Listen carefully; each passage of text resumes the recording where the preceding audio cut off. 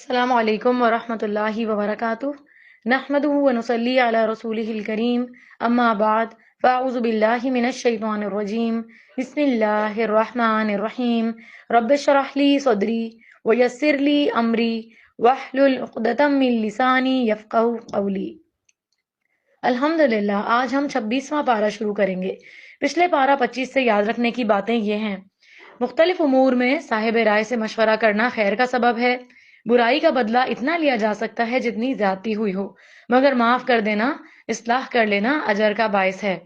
اللہ کسی کو لڑکے، کسی کو لڑکیاں، کسی کو دونوں دیتا ہے، کسی کو بانجھ بنا دیتا ہے، یہ سب اللہ کے اختیار میں ہے۔ اللہ کے ذکر سے غفلت کرنا، غصہ کرنا اور نماز باجماعت کا اہتمام نہ کرنے سے شیطان کا تسلط ہوتا ہے۔ لیلۃ المبارکہ رمضان کی وہ رات ہے جس میں قرآن کا نزول ہوا اور تمام امور کے فیصلے ہوتے ہیں۔ یہی لیلۃ القدر ہے۔ یاد رکھیں، جنت تک پہنچنے کے لیے جنت کے راستے کا علم ہونا بہت ضروری ہے۔ جنت کا راستہ علم حاصل کرنا ہے۔ جب انسان کے پاس علم ہی نہیں ہوتا تو پھر انسان اندھیروں میں ٹھوکریں کھاتا پھرتا ہے، بھٹکتا پھرتا ہے۔ شیطان کی چالوں میں سے یہ ہے کہ وہ اللہ کے بندوں کو قرآن کے غور و فکر اور تدبر سے نفرت دلاتا ہے۔ اللہ تعالی ہم سب کو نیک ہدایت دے اور تقوی نصیب فرمائے۔ 26واں پارہ سورہ احقاف، آیت 1 سے 4 سورہ احقاف میں فرمایا: حامیم تنزیل الکتاب من اللہ العزیز الحکیم۔ حامیم، یہ کتاب اللہ غالب حکمت والے کی طرف سے نازل کی گئی ہے۔ تو سورت کے آغاز میں ہے کہ اللہ نے قرآن حکیم نازل فرمایا ہے۔ اللہ کا ارشاد بندوں کے لیے ہے کہ وہ اس کتاب سے روشنی حاصل کریں، رہنمائی حاصل کریں، اس کی آیات میں تدبر کریں۔ ساتھ ہی یہ بتا دیا گیا کہ آسمان اور زمین کی تخلیق بے مقصد نہیں کی ہے۔ جن ہستیوں کو معبود بنا کر اللہ کے ساتھ شریک کیا جاتا ہے، کیا انہوں نے بھی کبھی کچھ بنایا ہے؟ کیا کائنات کی تخلیق کے کسی حصے میں انہوں نے اللہ کا ساتھ دیا ہے؟ نہیں۔ کیا اللہ نے اپنے کسی کتاب میں خبر دی ہے کہ میرے ساتھ کچھ اور ہستیاں بھی کائنات کی تخلیق کا نظام چلانے میں شریک ہیں؟ مشرکین کے پاس ان سوالوں کا کوئی جواب نہیں، تو پھر اللہ کے ساتھ شرک کرنے کا کیا جواب ہے؟ اللہ تعالیٰ نے یہ دنیا بنائی، جو بنائی ہے بے مقصد کھلونا نہیں بنائی کہ ہم یہاں صرف کھیل کر چلے جائیں، من مانے کام کرتے رہیں، بلکہ یہ کسی مقصد کے ساتھ بنی ہے۔ لیکن جو لوگ انکار کرتے ہیں وہ اس حقیقت سے منہ موڑے ہوئے ہیں اور اس کی طرف توجہ نہیں کرتے کہ اس کائنات کے بنائے جانے کا مقصد کیا ہے اور خود ان کی اپنی ذات کی تخلیق کا مقصد کیا ہے۔ اللہ تعالیٰ نے یہ سب کچھ انسانوں کو ایسے ہی نہیں دیا۔ آگے آیت 13 اور 14 میں ہے: ان الذین قالوا ربنا اللہ ثم استقاموا فلا خوف علیہم ولا هم یحزنون۔ یقیناً جن لوگوں نے کہا کہ ہمارا پروردگار اللہ ہے، پھر اس پر ڈٹ گئے، انہیں کوئی خوف نہ ہوگا اور نہ وہ غمگین ہوں گے۔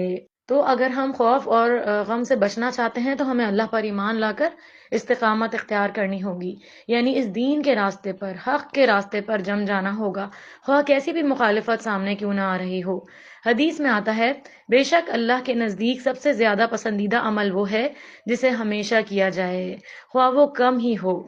یعنی کہ کبھی ایک وقت میں بہت کچھ کر لینا، پھر دوسرے وقت بالکل چھوڑ دینا، پھر کسی وقت دوبارہ شروع کر دینا۔ تو زندگی میں اتنے زیادہ اتار چڑھاؤ نہیں ہونے چاہیے۔ نیکی کے کام کو مستقل مزاجی کے ساتھ کرنا جنت میں لے جانے کا باعث ہے۔ ایمان لانے کے بعد جو پہلا کام کرنے کا بتایا گیا ہے وہ ہے ایمان پر استقامت، یعنی نیکیوں میں ثابت قدمی اختیار کرو، لیکن اس کے ساتھ ساتھ اپنے اخلاق کو بہترین بناؤ، کیونکہ جب تک اخلاق اچھا نہیں ہو، جب تک زبان کی حفاظت نہیں ہو، استقامت آ نہیں سکتی۔ استقامت کے لیے زبان کی درستگی ضروری ہے۔ زبان کا غلط استعمال انسان کو حق سے پھیر دیتا ہے۔ اگر زبان ہی کسی کی درست نہیں تو پھر دل درست نہیں ہوگا۔ جب دل درست نہیں ہوگا تو پھر اچھے اچھے کام، نیکی کے کام کرنے کو دل نہیں چاہے گا۔ تو خرابی جو ہے وہ زبان سے شروع ہوتی ہے، تو زبان کو کنٹرول میں کریں، کیونکہ ہم اکثر غصے میں آ کر جوش میں آتے ہیں اور جوش میں آ کر پھر ہوش نہیں رہتا۔ جب ہوش نہیں رہتا تو جو منہ میں آتا ہے وہ بولتے چلے جاتے ہیں، جس کے نتیجے میں بہت سی چیزیں خراب ہو جاتی ہیں۔ تو اگر ایک چیز کو کنٹرول کر لیا جائے، یعنی زبان کو کنٹرول کر لیا جائے، زبان کو درست کر لیا جائے، تو باقی ساری چیزیں بھی اپنی جگہ صحیح رہیں گی۔ اللہ ہمارے دلوں کو پاکیزگی عطا کر، ہماری زبانوں کو درست کر دے، ہمیں سچی زبان والا نرم مزاج بنا دے۔ آیت 15 میں والدین کے ساتھ حسن سلوک کرنے کا بتایا گیا ہے۔ وَوَصَّيْنَا الْإِنسَانَ بِوَالِدَيْهِ إِحْسَانًا، ہم نے انسان کو حکم دیا کہ وہ اپنے والدین سے اچھا سلوک کرے۔ اس آیت میں والدین کے ساتھ احسان کا برتاؤ کرنے کا حکم دیا جا رہا ہے، اور احسان کا مطلب ہوتا ہے ایکسٹرا آرڈینری کرنا، اور خاص طور پر ماں کے حق کو تفصیل سے بیان کیا گیا۔ خاص طور پر بچے کی پیدائش اور پرورش کے حوالے سے ماں کی مشقت کا ذکر کیا گیا۔ ماں بچے کو پالتی ہے، ماں بچے کو دودھ پلاتی ہے، اس کے لیے سارے کام کاج کرتی ہے جب تک بچہ ڈپینڈنٹ نہیں ہوتا۔ تو اس لیے نبی کریم صلی اللہ علیہ وسلم نے ماں کے ساتھ احسان کو جہاد سے بھی زیادہ اہم قرار دیا ہے۔ ایک صحابی نبی کریم صلی اللہ علیہ وسلم کے پاس خدمت میں حاضر ہوئے اور عرض کیا، یا رسول اللہ صلی اللہ علیہ وسلم، میرے اچھے سلوک کا سب سے زیادہ حقدار کون ہے؟ فرمایا تمہاری ماں۔ پوچھا اس کے بعد کون؟ فرمایا تمہاری ماں۔ انہوں نے پھر پوچھا اس کے بعد کون؟ پھر فرمایا تمہاری ماں۔ انہوں نے پوچھا اس کے بعد کون؟ تو آپ صلی اللہ علیہ وسلم نے فرمایا پھر تمہارا باپ۔ تو حقیقت یہ ہے کہ ہم کبھی بھی والدین کا بدلہ چکا نہیں سکتے۔ باپ کو بھی دیکھیں کہ وہ اپنے بچوں کے لیے ساری زندگی ختم کر دیتا ہے، تو والدین کا کوئی نعم البدل نہیں۔ اگر ہم میں سے کوئی یہ کہے کہ میں نے ان پر اتنا خرچ کر دیا، ان کو یہ سہولت زندگی میں دی، تو اب میں نے اپنا حق ادا کر دیا، فرض پورا کر دیا، تو یہ نہیں ہو سکتا۔ والدین کا حق کبھی ادا نہیں کیا جا سکتا۔ انسان اپنی جو بھی حیثیت استطاعت کے مطابق کر سکتا ہے کرے، لیکن یہ حق مر کر بھی ختم نہیں ہوتا۔ اگر والدین فوت ہو جائیں تو ان کے لیے دعائیں کرنی چاہیے۔ انسان جب چھوٹا ہوتا ہے تو عموماً اس کو والدین کی اتنی قدر نہیں ہوتی، اور وہ یہ کہتا ہے کہ یہ تو ان کا فرض بنتا ہے جو وہ کر رہے ہیں۔ تو جو انسان بڑا ہوتا ہے تو تھوڑا بہت احساس پیدا ہوتا ہے، لیکن پھر بھی اس طرح حق ادا نہیں کرتا۔ ہاں، جب 40 سال کی عمر کو پہنچتا ہے، خود ماں باپ بن جاتا ہے، تو پھر اپنے والدین کی جو قدر آتی ہے وہ اس سے پہلے کبھی نہیں آئی ہوتی۔ پھر وہ دعائیں بھی کرنا شروع کر دیتا ہے، پھر تھوڑا تھوڑا عبادت کی طرف بھی راغب ہوتا ہے۔ کچھ بچوں کو اپنے والدین سے کوئی نہ کوئی شکایت رہتی ہے کہ وہ ہمارے لیے یہ نہیں کرتے، یہ نہیں کرتے، خیال نہیں کرتے، محبت نہیں کرتے۔ ان کے لیے دعا کیا کریں کہ اللہ ان کے دلوں میں ڈالے کہ والدین کی قدر کریں۔ وہ بچے، اگر ان بچوں کو اپنی آخرت کی پرواہ ہے تو وہ اپنی دنیا کو سنواریں اس طرح کہ وہ اپنے والدین کی خدمت کریں اور ان کے لیے دعائیں کریں۔ اولاد کو چاہیے کہ اپنے والدین کا جہاں کہیں ممکن ہو والدین کا اچھے الفاظ میں تذکرہ کریں۔ ماں باپ سے اگر کوئی غلطی ہوئی ہو یا کسی قسم کی زیادتی ہوئی ہو تو اس صورت میں بھی ان کو صبر کرنا چاہیے اور ان کے لیے دعا کرنی چاہیے، اور ہدایت کی دعا کرنی چاہیے۔ 40 سال سے عمر کا ایک نیا دور شروع ہو جاتا ہے، وہاں پھر اللہ کی طرف اور زیادہ راغب ہو جاتا ہے انسان۔ مصروفیات بھی انسان، اس میں سے کچھ مصروفیات انسان کی بڑھ جاتی ہیں، کیونکہ اس عمر میں انسان کے اپنے بچے بھی ہو جاتے ہیں۔ شدید مصروفیات میں کہیں نہ کہیں اپنے والدین کے حق میں کمی کر بیٹھتا ہے۔ جب آپ اپنے لیے صدقہ کرتے ہیں تو نیت کر لیا کریں کہ یہ میرے والدین کی طرف سے بھی ہے اور فوت شدہ رشتہ داروں کی طرف سے بھی، تو اللہ تعالیٰ کوئی مشکل نہیں کہ وہ اس اجر کو ملٹیپلائی کر کے سبھی کو اجر دے دے، اور اس وجہ سے آپ کی نیکی میں اضافہ ہو جائے، کیونکہ والدین کے ساتھ نیکی جنت میں لے جانے کا باعث ہے۔ والدین اگر نیک ہوں، عبادت گزار ہوں، صدقہ کرنے والے ہوں، تو ان کی نیکیوں کے اثرات بچوں پر بھی آتے ہیں۔ بعض اوقات والدین زیادہ محتاج ہوتے ہیں، ضرورت مند ہوتے ہیں، اور ان کی خدمت کرنے والا، ان کی مدد کرنے والا، ان کی ڈھارس بنانے والا اور کوئی نہیں ہوتا، اور پھر اگر آپ صرف ایک اکیلے بچے ہیں تو پھر ایسی صورت میں آپ کو اپنے کچھ اور فرائض چھوڑ کر اس کام کو کرنا ہوتا ہے، اور یہ زیادہ ضروری ہے۔ ماں باپ کو اس بات کی امید ہوتی ہے کہ ہمارے بچے ہمارے لیے کچھ کریں گے، اور ایسا کرنے میں کوئی برا نہیں، لیکن یہ ہے کہ بعض اوقات بچے اپنے بچوں میں مصروف ہو کے والدین کا حق بھول جاتے ہیں، تو اس لیے یہاں پر خاص تاکید کی گئی۔ نیک اولاد والدین کی قدر کرتی ہے اور ان کے لیے دعا کرتی ہے۔ ماں کے ساتھ نیکی جو ہے وہ کبیرہ گناہ معاف کرنے کا باعث بنتی ہے۔ اگر کچھ حالات ایسے ہوتے ہیں کہ ہم باقاعدہ خدمت نہیں بھی کر سکتے تو ہم دعائیں ضرور کر سکتے ہیں۔ اگر آپ چاہتے ہیں کہ آپ کی اپنی دعائیں قبول ہوں تو اپنی دعاؤں کا آغاز والدین کے لیے دعا سے کیا کریں۔ رب ارحمہما کما ربیانی صغیرا۔ اللہ ہمیں اپنے والدین، خاص طور پر والدہ کے ساتھ حسن سلوک کی توفیق عطا فرمائے۔ والدین کے حقوق کے ذکر کے بعد واضح کیا گیا کہ انسان 40 برس کی عمر میں پختگی حاصل کرتا ہے۔ عمر کے اس مرحلے پر اللہ کا نیک بندہ اللہ سے یوں دعا کرتا ہے کہ جو آیت نمبر 15 میں ہے، ربی اوزعنی ان اشکر نعمتک التی انعمت علی وعلی والدی وان اعمل صالحا ترضاہ واصلح لی فی ذریتی انی تبت الیک وانی من المسلمین۔ میرے پروردگار مجھے توفیق دے کہ میں تیرے اس احسان کا شکر ادا کروں جو تو نے مجھ پر اور میرے والدین پر کیا ہے، اور یہ بھی کہ میں ایسے اچھے عمل کروں جو تجھے پسند ہوں، اور میری خاطر میری اولاد کی اصلاح کر۔ میں تیرے حضور توبہ کرتی ہوں اور بلا شبہ میں فرما بردار ہوں۔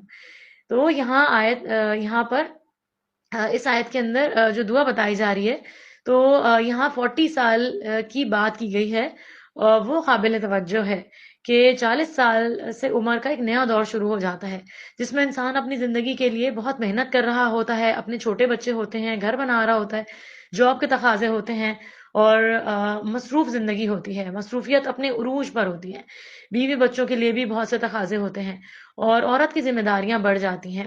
والدین میں سے اگر کوئی بیمار ہے تو چھوٹے بچوں کو گھر چھوڑ کے آ نہیں سکتی، کئی مجبوریاں ہو جاتی ہیں، اس کی ذمہ داری اس کا شوہر، گھر اور بچے ہو جاتے ہیں، اسی طرح شوہر کی بھی ذمہ داریاں ہوتی ہیں۔ تو کہنے کا مقصد یہ ہے کہ اس عمر کو پہنچ کر مصروفیات کی وجہ سے والدین کو نظر انداز نہیں کیا جائے۔ انسان اپنی شدید مصروفیات میں کہیں نہ کہیں اپنے والدین کے حق میں کمی کر بیٹھتا ہے۔ والدین کے لیے دعا بھی کریں اور ان کے لیے احسان کے جو بھی طریقے ہوں وہ کریں، یعنی ان پر مال خرچ کریں، ان کی خدمت کریں، ان کو خوش کرنے والے کام کریں۔ اے اللہ، ہم تیرے اطاعت گزار ہیں، ہمارے بچوں کو بھی اپنا اطاعت گزار بنا لے۔ آیت 16 میں خوشخبری دی گئی کہ ایسے نیک بندے کے گناہوں سے اللہ درگزر فرمائے گا، اس کی تمام نیکیاں قبول کی جائیں گی اور جنت کی نعمتوں سے سدا لطف اندوز ایسے لوگ ہوتے رہیں گے۔ اب آگے آئے 17 سے 19 میں برا کردار اور اس کا انجام بتایا گیا۔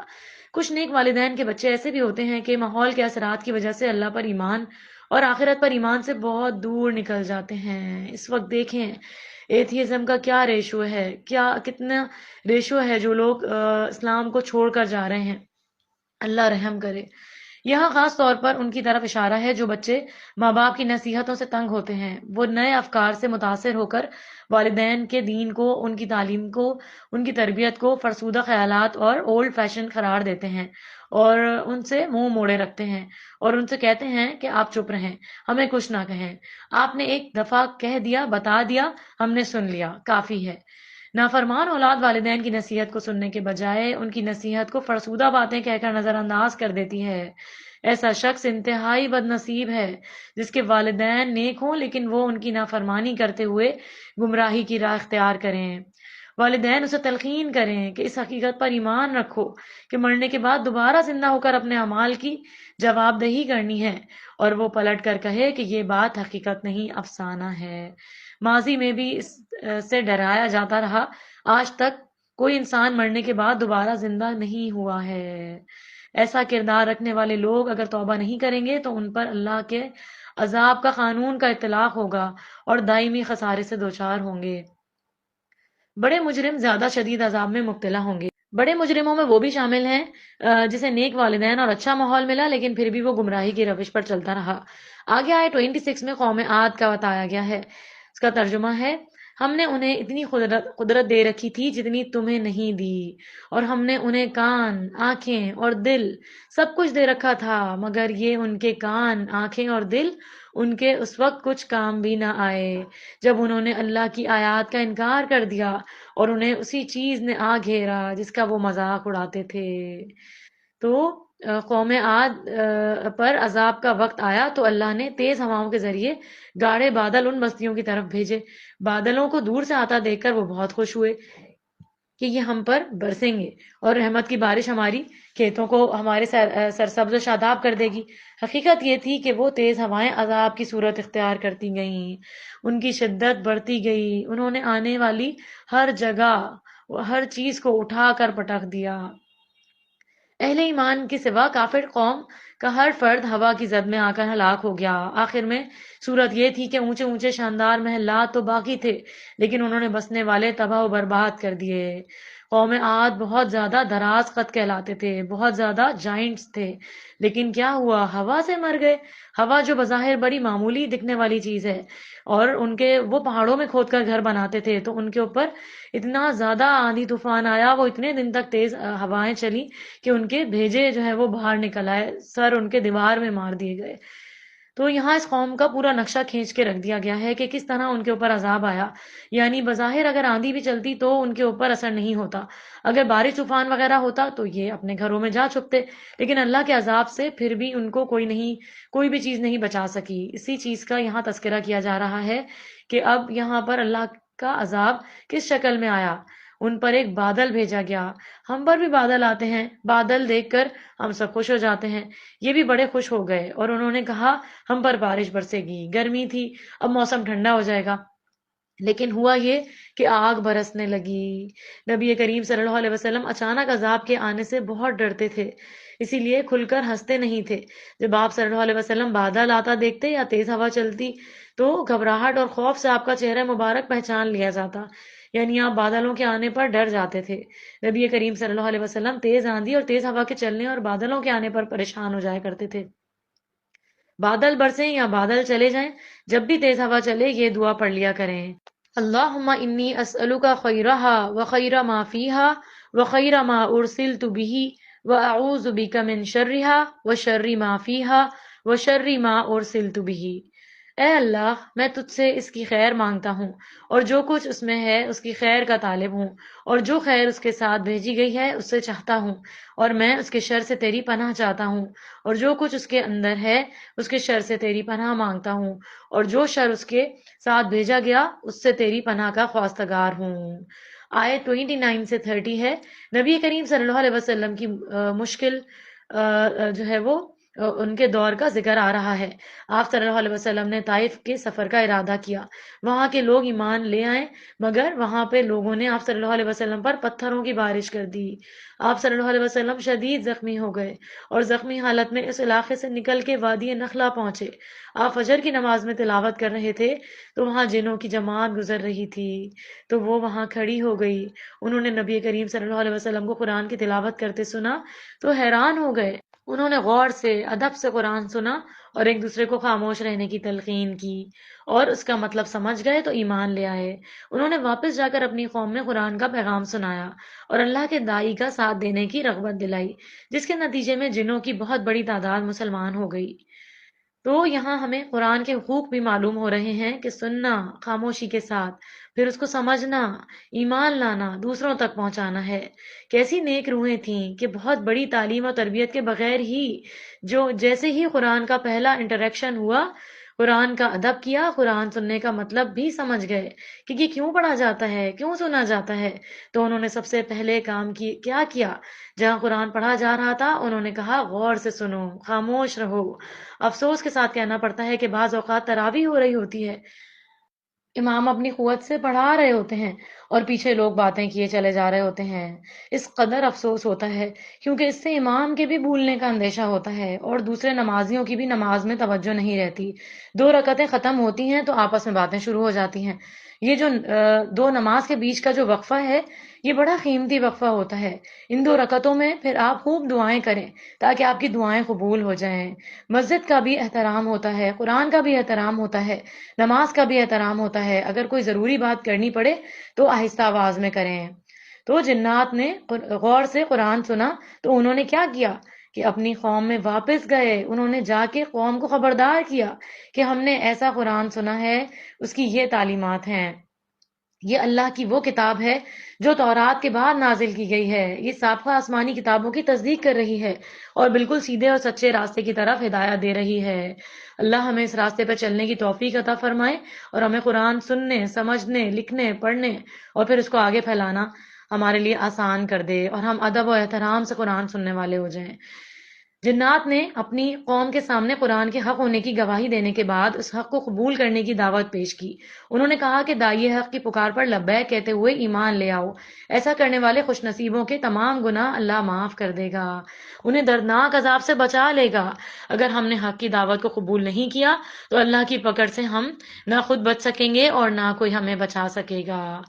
یہ ہمارے لیے غور و فکر کا مقام ہے کہ جنات نے صرف ایک بار قرآن سنا اور اس پر ایمان لے آئے، پہچان گئے حق کو، دوسروں کو بھی ایمان لانے کی دعوت دی۔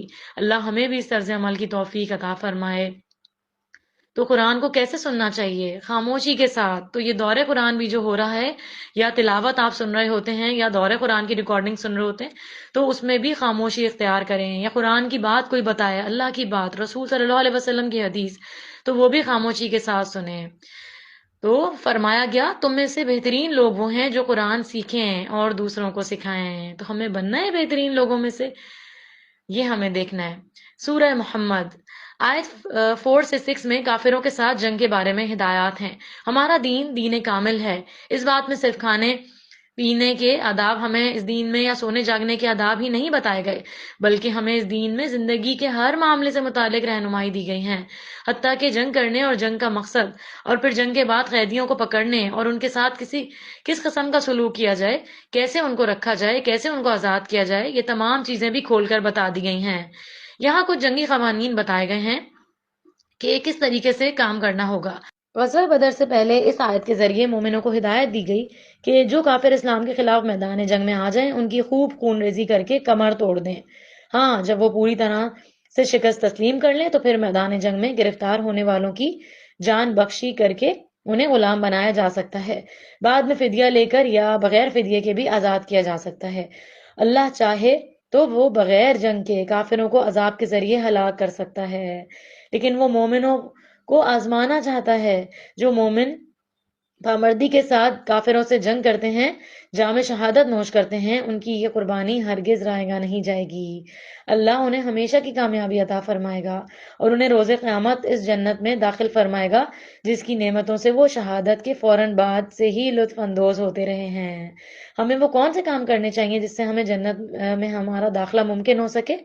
تو سب سے پہلے تو ایمان ہے، پھر اس کے بعد عمل صالح ہے، یعنی نیک عمل۔ تو اس میں سب سے پہلی چیز جو آتی ہے وہ ہے نماز۔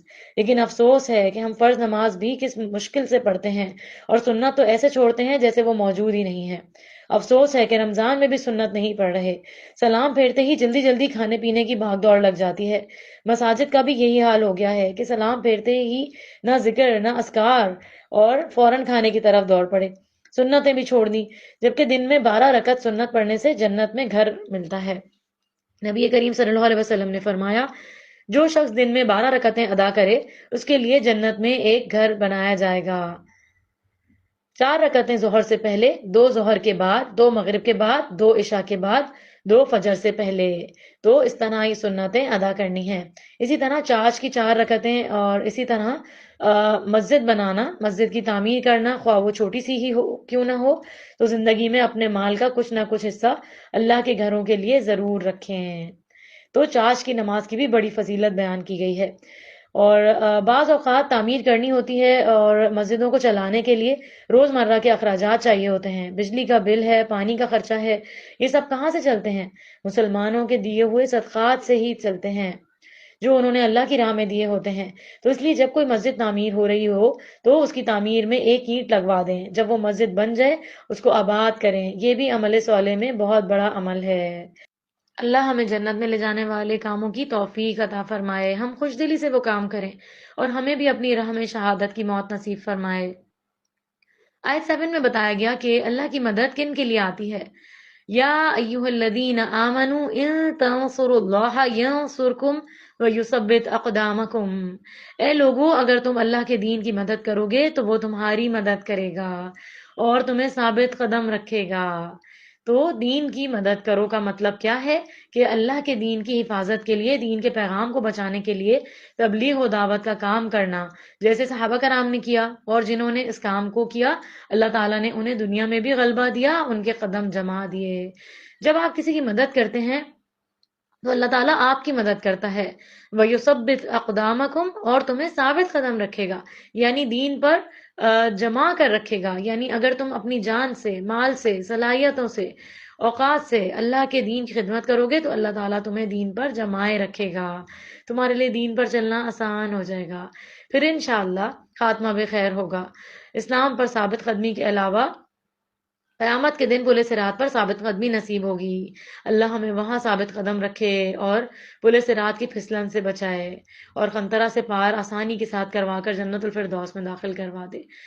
ترجمہ ہے آیت نمبر 15 کا کہ یہاں پر جنت کے مشروبات کا ذکر آ رہا ہے، جن میں 4 مشروبات کی نہریں ہوں گی. نمبر 1، ایسے پانی کی نہر جو ہمیشہ تازہ رہے گا اور کبھی بھی اس کا ذائقہ اور بو اور رنگ جو ہے وہ تبدیل نہیں ہوں گے. نمبر 2، ایسے دودھ کی نہر جو ہمیشہ تازہ اور خالص رہے گا، اس کا ذائقہ کبھی تبدیل نہیں ہوگا. تیسرا، ایسی شراب کی نہر جو پینے والوں کے لیے انوکھی لذت کی ہوگی. نمبر 4، ایسے خالص شہد کی نہر جسے مکمل طور پر صاف کر لیا گیا ہو. تو مشروبات کے علاوہ جنت میں ہر طرح کے میوے بھی ہوں گے. یہ انعام متقین کے لیے ہے، اللہ ہمیں متقین بنائے. اس کے برعکس کافر جہنم کی آگ میں ہمیشہ جلیں گے اور ان کا مشروب کھولتا ہوا پانی ہوگا جو ان کی انتڑیوں کو یعنی انٹسٹائنز کو کاٹ دے گا. استغفر اللہ. اللہ جہنم کے عذاب سے ہم سب کو محفوظ فرمائے اور ہمیں جنت کی نہروں سے ہم مشروبات ہم پیئیں، ہمیں ہمارے لیے اللہ لکھ دے.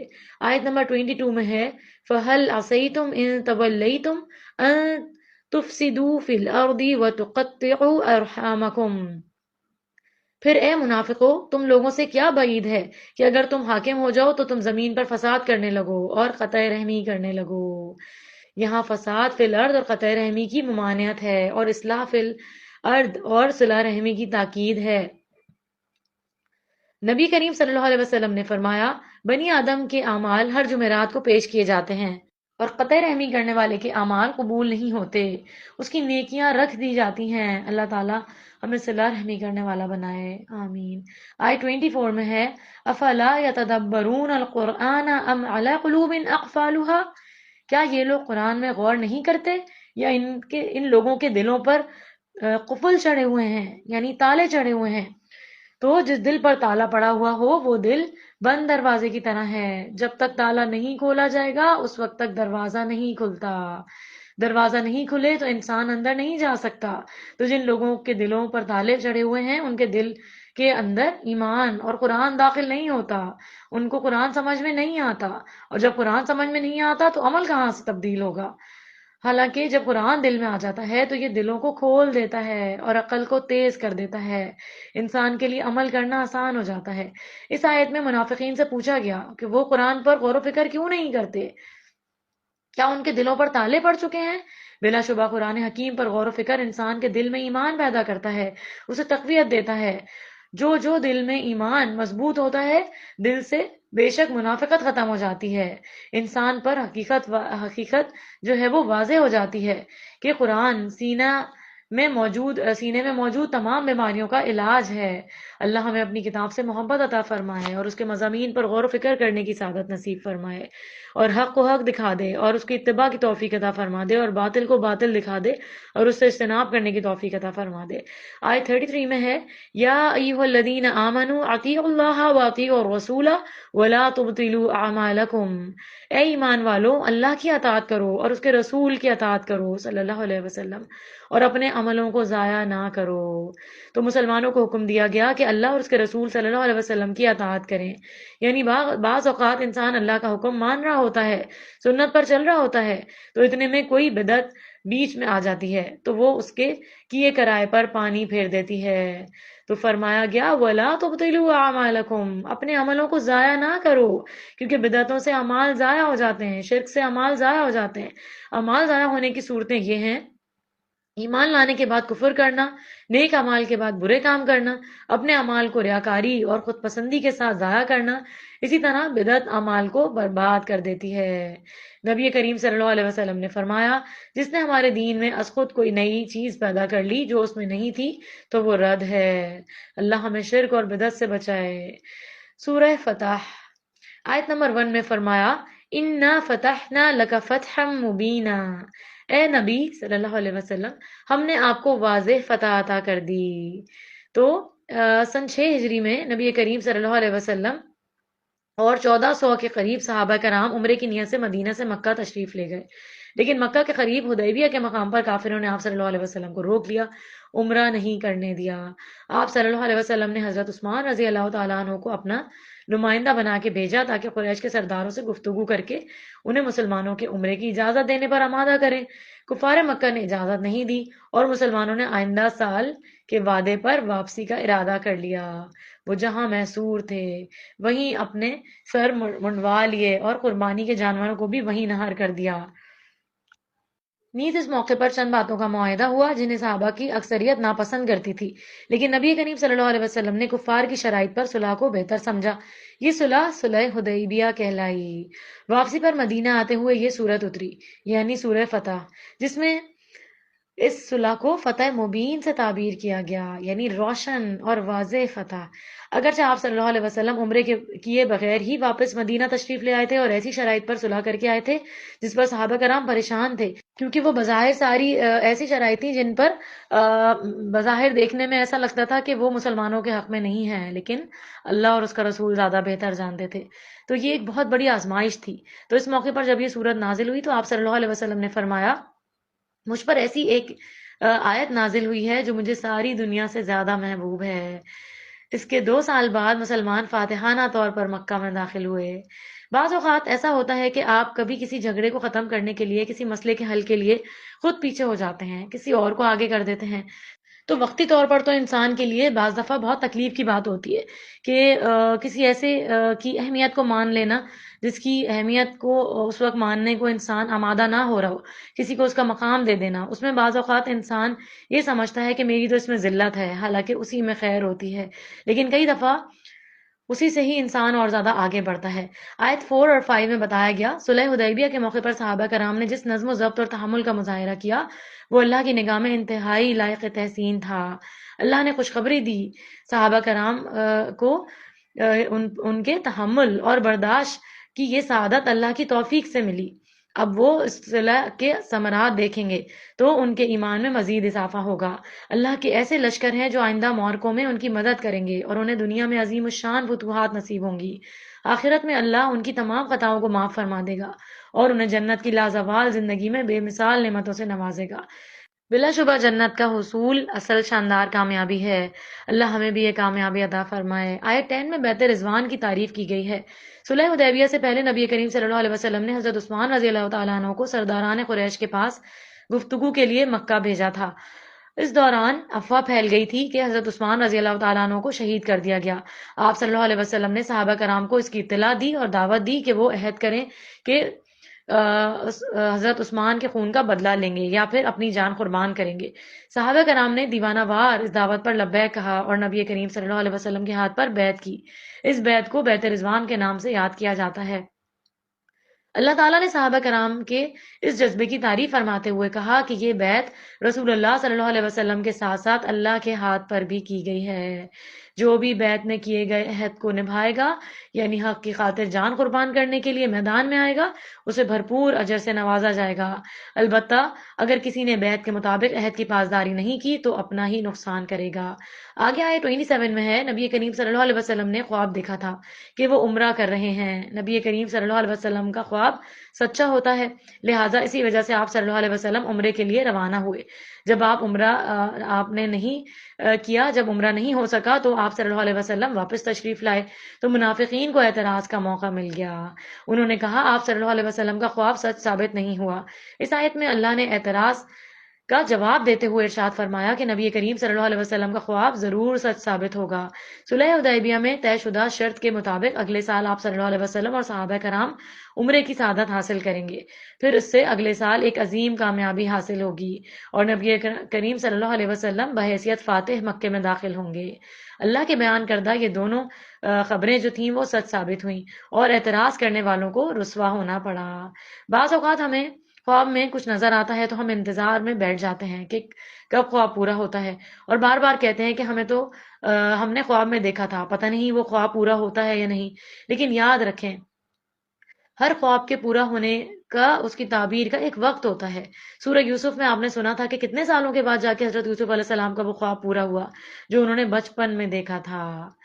سورہ حجرات آیت نمبر 1 میں فرمایا، یا ایھا الذین آمنوا لا تقدموا بین ید اللہ ورسولہ واتقوا اللہ ان اللہ سمیع علیم۔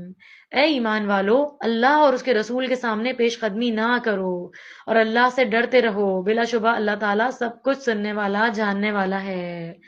تو رسول اللہ صلی اللہ علیہ وسلم سے آگے بڑھنا اللہ سے آگے بڑھنا ہے، کیونکہ رسول وہی کہتا ہے جو کرتا ہے، جس کی وحی اسے اللہ کی طرف سے آتی ہے۔ اللہ وحی یوحا، کہ آپ صلی اللہ علیہ وسلم اللہ تعالیٰ نے بتا دیا ہے کہ اپنے طرف سے تو کچھ بھی نہیں کہتے، وہ تو صرف وہی کہتے ہیں جو ان کے اوپر وہی نازل کی جاتی ہے، وہ اپنی مرضی سے کسی مسئلے کا حل نہیں بتاتے۔ اس لیے اللہ اور اس کے رسول پر ایمان لانے کا بنیادی تقاضا ہے کہ ہم انہیں اپنا رہبر مانیں، ان کی اتباع کریں اور ان کے پیچھے پیچھے چلیں، ان کے فیصلوں کو تسلیم کریں، کتاب و سنت کے خلاف کوئی بات نہیں کریں، کیونکہ اتباع کرنا کہتے ہیں فٹ اسٹیپس کو فالو کرنا، کہ کوئی قدم زمین پہ رکھتا ہوا چلے اور آپ ایگزیکٹ اسی جگہ کے اوپر قدم رکھیں جس جگہ اس انسان نے رکھے تھے۔ اور اس آیت میں ہدایت بھی دی جا رہی ہے کہ اللہ اور اس کے رسول صلی اللہ علیہ وسلم کے احکامات سے تجاوز نہیں کرو۔ جب دین کا کوئی حکم ہمارے سامنے آ جائے تو ہمارا رویہ یہ نہیں ہونا چاہیے کہ میرا خیال یہ ہے، میری رائے یہ ہے یا مجھے یہ پسند ہے، بلکہ ہمیں کہنا چاہیے سمعنا و اطعنا، ہم نے سنا اور ہم نے اطاعت کی۔ نبی کریم صلی اللہ علیہ وسلم کے کلام پر، آپ صلی اللہ علیہ وسلم کی حدیث پر اپنی عقل اور فہم اور اپنی رائے اور اپنا فلسفہ بگاڑنے سے منع کیا جا رہا ہے، آیت نمبر 1 سورہ حجرات میں۔ تو اس آیت کو سمجھیں، اس پر ہمیں عمل کرنا ہے، اللہ اور رسول سے آگے نہیں بڑھنا۔ آیت نمبر 2 میں ہے، یا ایھا الذین آمنوا لا ترفعوا اصواتکم فوق صوت النبی ولا تجہروا له بالقول کجہر بعضکم لبعض ان تحبط اعمالکم وانتم لا تشعرون۔ اے ایمان والو، اپنی آوازیں نبی صلی اللہ علیہ وسلم کی آواز سے بلند نہ کرو، اور نہ ہی ان کے سامنے اس طرح اونچی آواز سے بولو جیسے تم ایک دوسرے کے سامنے بولتے ہو، ایسا نہ ہو کہ تمہارے اعمال برباد ہو جائیں اور تمہیں اس کی خبر تک نہ ہو۔ تو ہمارا دین ادب کا دین ہے، مسلمانوں کو یہ ادب سکھایا گیا کہ نبی کریم صلی اللہ علیہ وسلم کی مجلس میں ہو تو کس طرح کا برتاؤ کریں۔ آپ صلی اللہ علیہ وسلم کی مجلس کے کچھ آداب تھے، اسی طرح آپ صلی اللہ علیہ وسلم کو نام لے کر مخاطب کرنے کی ممانعت کی گئی کہ جس طرح آپس میں تم ایک دوسرے کو بلاتے ہو، ایسے آپ صلی اللہ علیہ وسلم کو مت پکارو۔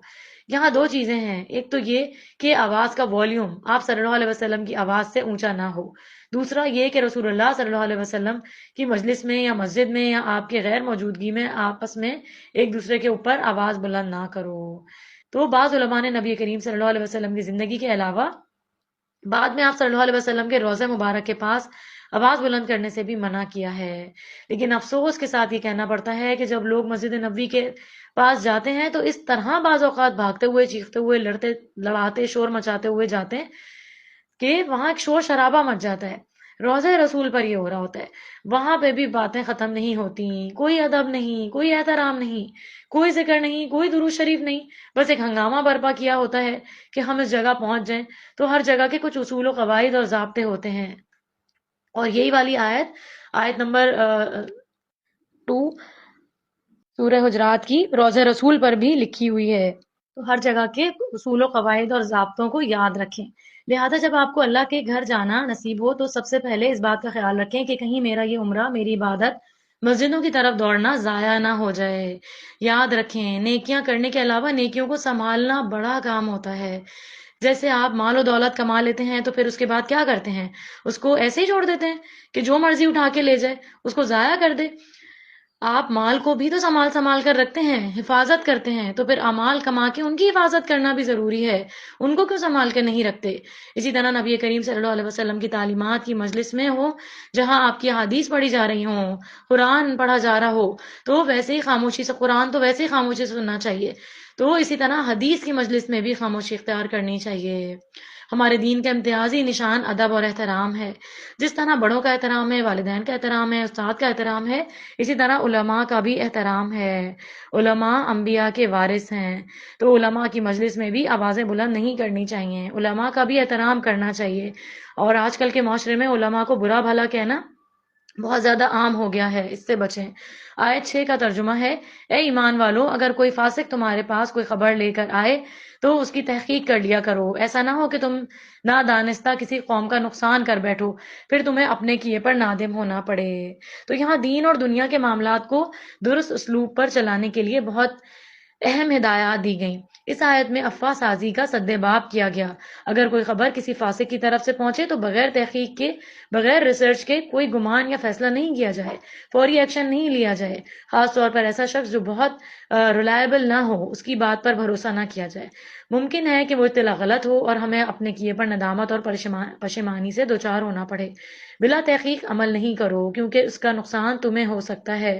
مثلاً کوئی شخص آپ کو کہتا ہے، آپ کو پتا ہے فلاں آپ کے بارے میں یہ کہتا ہے یہ کہتا ہے، تو آپ اس کی بات سن کر غصے میں بھڑک اٹھتے ہیں اور فلاں کے پاس جو ہے وہ جاتے ہیں یا فون کر دیتے ہیں، اور وہ کہتا ہے کہ مجھے تو پتہ ہی نہیں یہ کس نے کہا ہے۔ تو کتنا فساد پھیلا اس طرح۔ فاسق وہ ہوتا ہے کہ اس کی خبر عام طور پر شک و شبے پر مبنی ہوتی ہے، میں نے سنا، تو یہ باتیں آگے نہ بڑھائیں کہ میں نے سنا کہ فلاں نے تو یہ کہا ہے۔ جب تک خبر کنفرم نہ ہو جائے اس کو آگے نہیں پھیلانی ہے۔ اس لیے انسان کو خبر کو کنفرم کرنا چاہیے۔ اللہ کے نزدیک یہ بہت بڑا گناہ ہے کہ کوئی گمان کی بنا پر کسی انسان کے بارے میں بات کرے۔ اسی طرح ہمارے دین میں ہر سنی سنائی بات کو آگے کرنا بھی منع ہے۔ جس بات کی تمہیں خبر نہیں ہو اس کے پیچھے مت پڑو، کیونکہ آنکھ، کان، دل ہر ایک سے پوچھ گچھ کی جائے گی۔ تو واچ یور سیلف، آپ کیا مٹیریل آگے فارورڈ کرتے ہیں؟ ہر سنی سنائی بات کو آگے فارورڈ کر دیتے ہیں، یہ نہیں کرنا۔ نبی کریم صلی اللہ علیہ وسلم نے فرمایا کہ کسی شخص کے جھوٹا ہونے کے لیے یہی کافی ہے کہ وہ ہر سنی سنائی بات کو آگے بیان کر دے۔ تو جھوٹ بولنا، جھوٹی خبریں پھیلانا یہ بہت بڑا جرم ہے۔ آیت نمبر 9 سے 10 میں ہے، اگر اہل ایمان کے دو گروہ باہم لڑ پڑیں تو دیگر مسلمانوں کو چاہیے کہ فوراً صلح کرائیں۔ یعنی صلح کروانے کی بات کی گئی ہے، آپس میں صلح کرانا یہ بڑا ہی پسندیدہ کام ہے۔ اہل ایمان پر ایک ذمہ داری یہ بھی ہے کہ اگر ان کے علم میں یہ بات آئے کہ دو لوگ آپس میں ناراض ہیں تو پھر ان کی صلح صفائی کرائی جائے۔ اگر کوئی فریق صلح پر آمادہ نہ ہو یا صلح کے لیے ناجائز شرائط پیش کرے یا صلح رحمی کی خلاف ورزی کرے تو اسے سماجی دباؤ کے ذریعے صلح پر آمادہ کیا جائے۔ جب دونوں فریق صلح پر آمادہ ہو جائیں تو ان کے درمیان عدل کے ساتھ صلح کرا دی جائے، اور خاص طور پر اس فریق پر زیادتی نہیں کی جائے جسے زبردستی صلح پر آمادہ کیا گیا ہے۔ آیت نمبر 10 میں فرمایا گیا، تمام اہل ایمان آپس میں بھائی بھائی ہیں۔ ایمان کا رشتہ خون کے رشتوں سے زیادہ مضبوط ہے۔ کوئی بھی سلیم الفطرت آدمی پسند نہیں کرتا کہ دو بھائیوں کے درمیان اختلافات رہیں، اس لیے کہیں پر بھی لوگ آپس میں جھگڑا کر رہے ہوں تو اس لڑائی جھگڑے کو پھیلنے نہیں دو، ورنہ کہیں ایسا نہ ہو کہ وہ لڑائی جھگڑا تمہیں بھی اپنی لپیٹ میں لے لے۔ نبی کریم صلی اللہ علیہ وسلم نے فرمایا، مومن دوسرے مومن کا آئینہ ہے اور ایک مومن دوسرے مومن کا بھائی ہے، اس کے سامان کی حفاظت کرتا ہے، اس کی غیر موجودگی میں اس کا دفاع کرتا ہے۔ لیکن آج کس قدر افسوس سے کہنا پڑتا ہے کہ بعض اوقات آپ مسجد جاتے ہیں تو آپ کے جوتے چوری ہو جاتے ہیں، اداروں میں آتے جاتے ہیں تو آپ کے بیگوں میں سے چیزیں چوری ہو جاتی ہیں۔ یہ کس قسم کے مومن ہیں؟ جو چوری کرتا ہے اس کے اندر سے ایمان رخصت ہو جاتا ہے، پھر وہ ایمان کی حد سے باہر نکل جاتا ہے۔ آیت نمبر 11 سے 12 میں ان برائیوں سے روکا گیا جن کی وجہ سے دو افراد یا گروہوں میں محبت اور الفت کمزور پڑ جاتی ہے، نفرت اور عداوت کا آغاز ہوتا ہے، بعض اوقات دشمنی ایسی شدت اختیار کرتی ہے کہ فتنہ فساد کی آگ بھڑک اٹھتی ہے۔ سب سے پہلی چیز جس سے منع کیا گیا ہے وہ مذاق اڑانا ہے۔ سورہ حجرات آیت 11 کا ترجمہ ہے، اے ایمان والو، تمہارا کوئی گروہ دوسرے گروہ کا مذاق نہ اڑائے۔ ہو سکتا ہے کہ وہ مذاق اڑانے والوں سے بہتر ہوں، نہ ہی عورتیں دوسری عورتوں کا مذاق اڑائیں، ہو سکتا ہے کہ وہ ان سے بہتر ہوں۔ یہاں عورتوں کا الگ سے اسپیشلی آ رہا ہے، تو کائنڈلی اس بری صفت سے بچیں، لوگوں کا مذاق نہیں اڑائیں۔ جو لوگوں کے اوپر ہنس رہا ہوتا ہے اللہ تعالیٰ لوگوں کے دلوں میں اس کی عزت کم کر دیتا ہے، اور یہ بات ہمیں بہت بعد میں سمجھ میں آتی ہے، تو اس گناہ سے بچیں۔ دوسرے کا مذاق اڑانا وہ عمل ہے جس سے دوسرے کا دل ٹوٹ جاتا ہے، دلوں کے درمیان دوری آ جاتی ہے، شدید بغض پیدا ہو جاتا ہے، انسان اپنی تذلیل برداشت نہیں کر سکتا۔ مذاق اڑانے کے پیچھے بھی اصل وجہ تکبر ہی ہوتی ہے۔ اتنا تکبر ہے دلوں میں کہ لوگ آپ کو ہر وقت دوسروں کے اوپر ہنستے ہوئے نظر آئیں گے۔ بعض لوگوں کی ایسی عادت ہوتی ہے کہ وہ دوسرے لوگوں کا ہر وقت مذاق اڑا رہے ہوتے ہیں اور وہ اس میں لذت محسوس کر رہے ہوتے ہیں، حالانکہ وہ اپنا بہت بڑا نقصان کر رہے ہوتے ہیں، وہ تکبر میں پڑ رہے ہوتے ہیں اس وقت، اور جس کے دل میں بھی رائی کے برابر تکبر ہوگا وہ جنت میں نہیں داخل ہو سکتا۔ تو ہمیں اپنا جائزہ لینا ہے۔ مجلس میں کسی کا مذاق اڑانا بھی منع ہے، اور اکیلے بھی مذاق اڑانا منع ہے، اپنوں کا بھی مذاق اڑانا منع ہے، دوسروں کا بھی مذاق اڑانا منع ہے۔ اور اس کی وجہ یہ ہوتی ہے کہ جس کا تم مذاق اڑا رہے ہو اسے تم حقیر سمجھ رہے ہو سکتا ہے کہ وہ اللہ کے ہاں تم سے زیادہ بہتر ہو۔ اسی لیے قیامت اللہ تعالیٰ نے بنائی ہے کہ سارے فیصلے قیامت میں ہوں گے، قیامت میں پتہ چلے گا کہ کون کس سے بہتر تھا، کیونکہ اچھا یا برا ہونے کا معیار شکل و صورت پر نہیں ہے، مال و دولت نہیں ہے، بلکہ وہ تو دلوں کے تقوی پر منحصر ہے، اس پر ڈیپینڈ کرتا ہے، اور تقوی تو دل کے اندر ہوتا ہے، اور اللہ کو سب پتا ہے کہ کس کس کے دل میں کتنا تقوی ہے۔ تو بھائی جب دل میں تقوی ہے تو وہ باہر عمل میں بھی تو آنا چاہیے نا۔ بہت سے لوگ صرف یہی کہتے رہتے ہیں کہ حیا تو دل میں ہوتی ہے، تقوی تو دل میں ہوتا ہے، تو یہ کیسی حیا ہے، کیسا پردہ ہے اور کیسا تقوی ہے جو کہ کبھی عمل میں ہی نہیں آ رہا، کبھی بظاہر آپ کے دوسروں کو نظر ہی نہیں آ رہا آپ کے اعمال میں۔ تو تقوی وہ ہے جو آپ کے اعمال سے جھلکے۔ ہمارے دین میں اس سے مذاق اڑانے سے منع کر دیا گیا ہے کہ کوئی بھی کسی کا مذاق نہیں اڑائے۔ بعض اوقات کوئی پھسل جاتا ہے، کوئی گر پڑتا ہے، کوئی ٹھوکر کھاتا ہے، لوگ ہنسنا شروع کر دیتے ہیں۔ بھائی عجیب بات ہے، ایک کوئی بندہ گر گیا ہے، پوچھیں کہ اس کے چوٹ تو نہیں لگ گئی، کہیں اس کو کوئی تکلیف تو نہیں ہو رہی، باقی سارے لوگوں کو ہنسی آنے لگتی ہے۔ اس سے منع کیا گیا ہے، کس کا نقصان ہو رہا ہے؟ صرف انسان ساری چیزوں میں اپنا فائدہ یا اپنا ہی نقصان کر رہا ہوتا ہے۔ یہ چیزیں نہیں کریں گے، تقوی اختیار کریں گے، آپ کا اپنا فائدہ ہے۔ یہ کام نہیں کریں گے، اللہ کی بات نہیں مانیں گے، جو دل چاہے کریں، پھر اللہ تعالیٰ نے کہا ہے کہ جو ہے تنفذو کہ نکل جو زمین اور آسمان کی سرحدوں سے باہر، کیوں اللہ کی زمین پہ رہ رہے ہو، کیوں اللہ کا دیا ہوا رزق کھا رہے ہو؟ جب اس کی بات ہی نہیں ماننی، وہ مالک ہے، وہ خالق ہے، وہ رازق ہے، اسی کا دیا ہوا کھا رہے ہیں اور اسی کی بات نہیں مان رہے، اور اسی کی زمین پہ بسے ہوئے ہیں اور نافرمانی کرتے چلے جا رہے ہیں، اور اسی کے بندوں کا جو ہے وہ دل دکھا رہے ہیں۔ تو کسی بندے کا دل دکھانا جو ہے وہ بہت بڑا گناہ ہے۔ تو لوگوں کا خیال رکھیں، لوگوں پر ہنسے نہیں، اس سے لوگوں کو بہت زیادہ تکلیف ہوتی ہے۔ عموماً انسان دوسرے کو حقیر سمجھ کر ہی اس پر ہنستا ہے۔ اس کا مطلب یہ نہیں کہ انسان عام جو ہے وہ چھوٹا موٹا ہنسی مذاق کر ہی نہیں سکتا، وہ کر سکتا ہے، مطلب دوسرے سے مذاق کرنا ہے، دوسرے کا مذاق نہیں اڑانا، اس کے اندر فرق محسوس کریں۔ اور ہر چیز کی ایک لائن ہوتی ہے، ایک لمٹ ہوتی ہے ہر چیز کی، ذرا سی بھی حد پار کی اور ایسی حد میں داخل ہو گیا جہاں آپ کا مذاق دوسرے کو ہرٹ کر جائے یا دوسرے کو اس سے شرمندگی ہو، تو اس چیز سے بچنا چاہیے۔ ان آیات میں خواتین کو علیحدہ سے مذاق اڑانے سے اس لیے روکا گیا کیونکہ یہ برائی خواتین میں کثرت سے پائی جاتی ہے، کیونکہ آپ صلی اللہ علیہ وسلم نے فرمایا تھا کہ میں نے خواتین کی کثرت کو جہنم میں دیکھا ہے، اللہ رحم کرے ہمارے اوپر۔ آگے اسی آیت میں بتایا گیا وَلَا تَلْمِزُوا أَنفُسَكُمْ، اور ایک دوسرے پر تانا زنی نہ کرو۔ تانے دینا ہمارا سب سے زیادہ پسندیدہ مشغلہ، اللہ رحم کرے۔ دوسروں کو تانا نہیں دینا چاہیے، مومن بھائی کو تانا دینا دراصل خود کو تانا دینا ہے، کیونکہ سب مومن ایک جسم کی مانند ہیں۔ نبی کریم صلی اللہ علیہ وسلم نے فرمایا مومن تانا دینے والا نہیں ہوتا۔ تو مجھے اور آپ کو اپنے آپ کو دیکھنا ہے، کیا مومن ہے یا نہیں ہے؟ کسی کو حسب نسب کے تانے نہیں دینے چاہیے، یا کسی مال کے، یا کسی کو جاب کے، یا مثلا کوئی کہے کہ ہمیں تو پتہ ہے کہ تمہارا باپ کیا کرتا تھا، تمہاری ماں کیا کرتی تھی، تمہارا خاندان کیسا ہے۔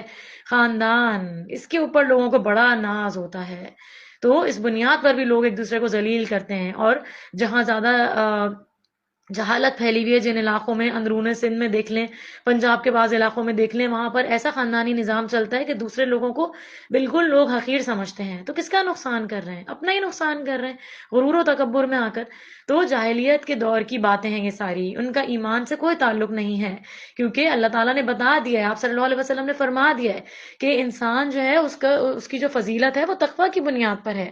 اب چاہے کوئی وہ کوڑا چننے والا ہو، چاہے وہ کوئی روٹیاں لگانے والا ہو، چاہے وہ کسی قسم کا کوئی بظاہر ایسا چھوٹا موٹا کام کرنے والا ہو، وہ اللہ کے نزدیک کیا ہو آپ کو نہیں پتا۔ ہر ایک کو عزت دیں، ہر ایک سے عزت سے بات کریں، چاہے وہ امیر ہو، چاہے وہ غریب ہو، چاہے وہ کوئی بھی ہو، کوئی بھی مومن ہو۔ دوسرے کے عیب تلاش نہیں کرنے چاہیے۔ اسلام نے صرف نصیحت کرنے کی اجازت دی ہے، غلطی کو پروموٹ کرنے کی نہیں۔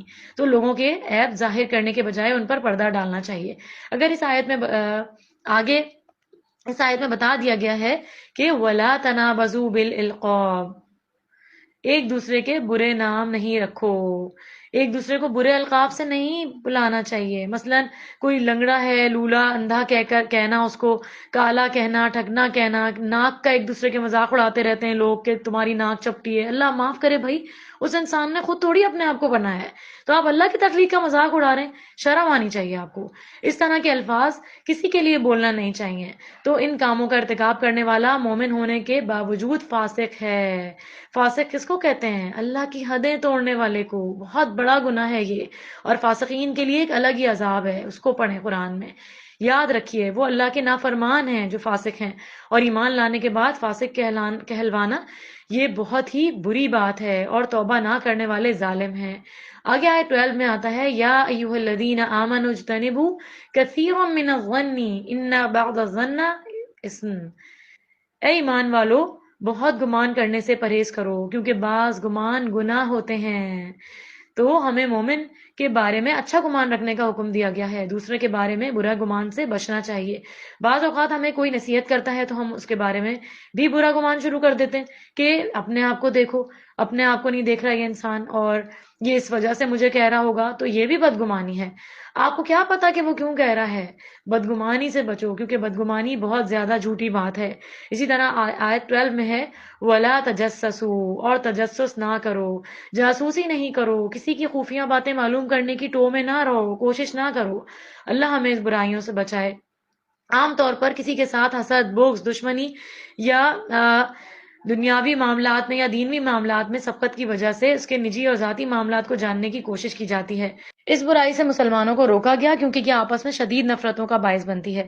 نبی کریم صلی اللہ علیہ وسلم نے فرمایا، جو شخص دوسرے کی بات سننے کے لیے کان لگائے جو اس کو پسند نہیں، یا اس سے بھاگتے ہیں کہ وہ ان کے سامنے بات نہیں کرنا چاہے، تو ایسے شخص کے کانوں میں قیامت کے دن پگھلا ہوا سیسا ڈالا جائے گا. اللہ رحم کرے. اللہ ہمیں ہر طرح کی برائیوں سے محفوظ رکھے. یاد رہے، بدگمانی کے بعد تجسس آتا ہے. انسان کو برا خیال آتا ہے اور پھر انسان ٹو لینے کے لیے جو ہے وہ لگ جاتا ہے. کسی کی ڈائری پڑھتا ہے، کسی کا بیگ کھول کر، کسی کی الماری کھول کر، مختلف طریقوں سے دوسروں کے پیچھے پڑتا ہے. گھروں میں تعلقات کے بگاڑ کی خرابی تجسس کی وجہ سے ہوتی ہے. بعض لوگ شادی کے بعد بہو کے اوپر نظر رکھتے ہیں، چھوٹی چھوٹی چیزوں پر چیک رکھتے ہیں، کس وقت سوئے اور کس وقت وہ اٹھے ہیں، کس وقت باہر نکلے ہیں، کس وقت اندر آئے ہیں، کیا کھایا ہے، کیا چھوڑا ہے، کھا کر پلیٹ کہاں رکھی ہے. یہ کس قدر بری حرکتیں ہیں، گھٹیا باتیں ہیں. ہر ایک کی ایک آزادی ہوتی ہے اور اس کو آزادی دینی چاہیے، اسپیس دینا چاہیے. اس سے معاملات سنور جاتے ہیں. اور اسی طرح بہو بھی، اس کے لیے بھی یہی ہے کہ وہ بھی گھر والوں کے لیے اس طرح کے معاملات نہ کرے. اگر گھر آئے ہوئے بہو یا داماد کے ساتھ ایسا معاملہ کیا جائے تو کبھی بھی گھر نہیں بس سکتے.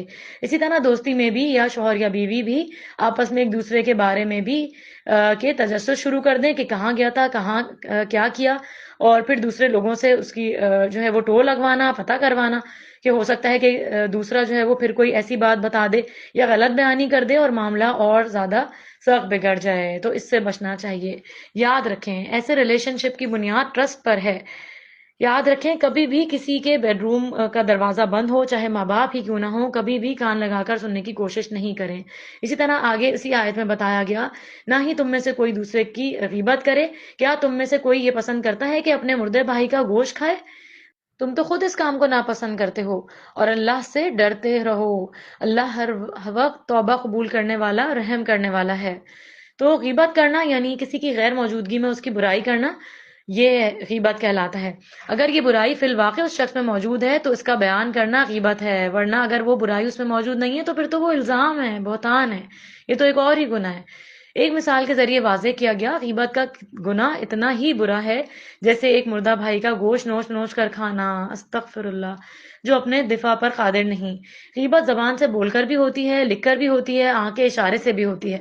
یعنی آپ کسی کے جسم کے بارے میں تبصرہ کریں کہ ایسی چندی آنکھوں والا ہے، فلاں نمازوں میں بڑی سستی کرتا ہے، فلاں ادب آداب سے خالی ہے، فلاں فاسق ہے، فلاں بد اخلاق ہے، فلاں میلے کپڑے پہنے رہتا ہے. اس طرح غیبت نہیں کرنی چاہیے، نہ ہی سننی چاہیے.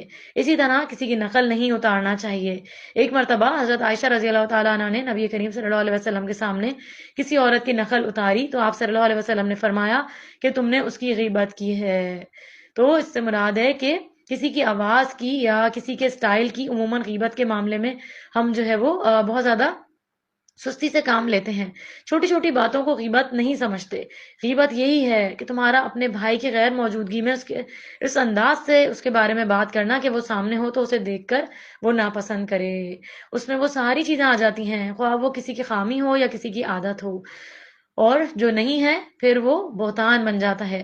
عموماً گھروں میں کیا ہوتا ہے، ساس بہو کی لڑائی میں کیا ہوتا ہے، جب میاں گھر آتا ہے تو ساس بہو کے خلاف بیٹے کو باتیں کرتی ہے، اور جب بیٹا بیوی کے ساتھ اکیلا ہوتا ہے تو بیوی ماں کے خلاف باتیں شروع کر دیتی ہے۔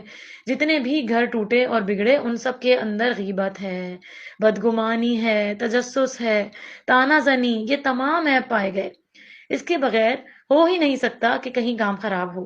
جس گھر کے اندر احترام ہو، ٹرسٹ ہو، وہاں لڑائیاں نہیں ہوتی، الحمدللہ۔ تھوڑے بہت مزاجوں کا فرق تو ہوتا ہے تو وہیں ختم ہو جاتی ہیں، کوئی بھی بات ہوتی ہے تو ہم سب کو اپنے رویوں کا جائزہ لینا ہے اور ان کو درست کرنے کی ضرورت ہے۔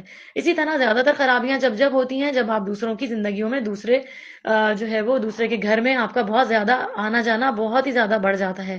بلا ضرورت کسی کے گھر آنا جانا نہیں چاہیے۔ جب روز روز ملتے ہیں تو پھر کوئی نہ کوئی بات بری لگ جاتی ہے، پھر ایک دوسرے کو کچھ نہ کچھ سنانے لگتے ہیں اور پھر ان کی جا کر کسی اور کو سنانے لگتے ہیں۔ یہ ساری چیزیں پھر طعنہ اور غیبت میں شامل ہو جاتی ہیں۔ ایک حدیث کا مفہوم ہے کہ مومن بہت زیادہ جو ہے وہ سوشلائز نہیں کرتا، بہت زیادہ بولنے والا نہیں ہوتا، بہت زیادہ لوگوں میں گھل مل کر ہی ہر وقت ایسے گھلنا ملنا نہیں کہ ہر وقت ان میں غیبتیں اور برائیوں تک بات جو ہے وہ پہنچ جائے، بس ضرورت کی حد تک سوشل رہیں، اور اس سے کام پھر اس طرح کی باتوں سے بگڑنے لگتا ہے۔ جہاں بہت سی زیادہ دوستی ہو جاتی ہے، بہت زیادہ آنا جانا، ہر وقت کا میل ملاپ ہو، وہیں پر خرابیاں بھی زیادہ ہوتی ہیں اور تعلق ایسے بگڑتے ہیں۔ معاشرے میں آپ کے سامنے ایسی مثالیں بکھری ہوئی ملیں گی جو پھر کبھی سنبھلنے کا نام نہیں لیتے۔ تو اس لیے کہ جتنی بھی ہدایات ہمیں دی گئی ہیں اس میں ہماری بھلائی ہے، دنیا کی بھی اور آخرت کی بھی۔ جو یہ اوپر والی ساری برائیوں سے بچتا ہوگا وہ متقی ہوگا۔ اللہ ہمیں توفیق دے کہ ہم ان ساری برائیوں سے بچ جائیں۔ اللہ ہمارے دلوں کو پاک صاف کر دے، ہمیں دین کی سمجھ بوجھ عطا فرمائے۔ سورہ قاف آیت 16 میں فرمایا وَلَقَدْ خَلَقْنَا الْإِنسَانَ وَنَعْلَمُ مَا تُوَسْوِسُ بِهِ نَفْسُهُ وَنَحْنُ أَقْرَبُ إِلَيْهِ مِنْ حَبْلِ الْوَرِيدِ۔ ہم نے انسان کو پیدا کیا ہے اور جو کچھ اس کے دل میں وسوسہ گزرتا ہے ہم تو اسے بھی جانتے ہیں اور اس کے گلے کی رگ سے بھی زیادہ اس کے قریب ہیں۔ تو اللہ تعالیٰ نے بتا دیا کہ شہرک سب سے زیادہ انسان سے قریب ہوتی ہے، تو اللہ تعالیٰ اس سے بھی زیادہ ہم سے قریب ہے۔ اللہ نے انسان کو بنایا، اسے معلوم ہے کہ انسان کا کون سا عضو کیا فعل انجام دے رہا ہے۔ انسان کے نفس میں پیدا ہونے والا ہر وسوسہ بھی اللہ کے علم میں ہوتا ہے۔ مزید یہ کہ اللہ نے 2 فرشتے ہر انسان پر مقرر کر دیے ہیں جو اس کا عمل ہر وقت لکھ رہے ہیں۔ انسان زبان سے کوئی لفظ نہیں نکالتا مگر اسے لکھ لیا جاتا ہے۔ اللہ ہمارے حساب کتاب کو آسان فرمانا اور ہمیں روز قیامت رسوائی سے محفوظ فرمانا۔ اس سے یہ پتہ چلتا ہے کہ اللہ تعالیٰ نے انسان کو پیدا کر کے یوں ہی نہیں چھوڑ دیا، آزاد نہیں چھوڑ دیا کہ جو چاہے کرتے پھرو اور جو چاہے سوچو، جو چاہے بولو۔ ہر لفظ لکھا جا رہا ہے، چاہے آپ نے کسی کے کان میں ہی کیوں نہ بولا ہو یا سب سے چھپا کر کیا ہو یا اپنے آپ سے ہی کیوں نہ بات کی ہو، سب کچھ لکھا جا رہا ہے۔ اس لیے زبان کے معاملے میں بہت ہی سنبھلنے کی ضرورت ہے کیونکہ کرامن کاتبین دونوں طرف بیٹھے لکھ رہے ہیں۔ سورہ زاریات آیت 1 سے 6 میں یہاں بتایا گیا ہے کہ بارش کی آمد سے قبل تیز ہوائیں چلتی ہیں جو گرد و غبار اڑاتی ہیں، پھر وہ بھاری بادلوں کو لاتی ہیں، بادلوں کے آنے کے بعد نرمی سے چلتی ہیں تاکہ بادل کسی مقام پر رک کر برس جائے۔ ہواؤں کے ذریعے ہی یہ تقسیم ہوتی ہے، بادلوں نے کہاں سے کہاں گزر جانا ہے اور کہاں برسنا ہے۔ بادلوں کے برسنے سے مردہ زمین زندہ ہو جاتی ہے۔ بالکل اسی طرح اللہ کا وعدہ برحق ہے اور اللہ تعالیٰ تمام انسانوں کو بھی دوبارہ زندہ کرے گا اور اس کے بعد اعمال کا بدلہ دیا جائے گا۔ الحمدللہ 26واں پارہ مکمل ہوا۔ اللہ ہم سب کے چھوٹے بڑے کھلے چھپے تمام گناہوں کو بخش دے اور معاف کر دے، ہمیں ایتھکس اچھے سکھا دے اور ہمیں اچھے اخلاق عطا فرما دے۔ آمین یا رب العالمین۔ وآخر دعوانا ان الحمدللہ رب العالمین۔ سبحانک اللہم و بحمدک، اشہد ان لا الہ الا انت، استغفرک و اتوب الیک۔ السلام علیکم ورحمۃ اللہ وبرکاتہ۔